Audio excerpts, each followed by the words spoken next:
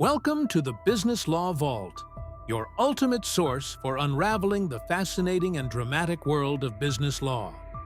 In today's episode, we're diving into a concept as old as persuasion itself, Argumentum ad Baculum.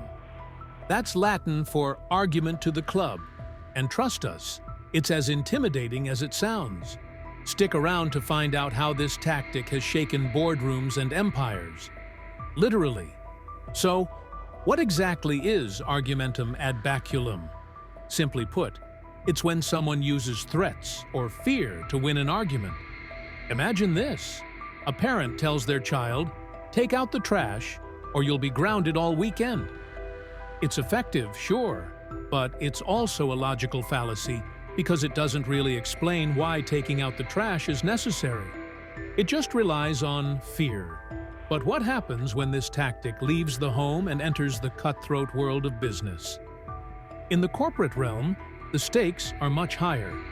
Here, the club isn't a grounding or a raised voice, it's your job, your promotion, your future. Executives sometimes use this tactic to squash dissent and force subordinates into submission. But not every leader falls for this trap. The truly great ones build trust and foster collaboration without resorting to threats. And then there's the infamous case of Enron. Picture this. It's the early 2000s, and Enron is on top of the world. Or so it seems. Behind the scenes, Chief Financial Officer Andrew Fastow is orchestrating one of the biggest financial scandals in history. One moment in particular stands out as a textbook example of Argumentum ad Baculum. Fastow approaches Goldman Sachs, one of the most powerful investment firms in the world. Enron is desperate for a loan, but Goldman hesitates. That's when Fastow strikes. In no uncertain terms, he warns them, "If you don't lend us the money, I will make sure your presentation goes nowhere. Your future deals with Enron, consider them dead on arrival."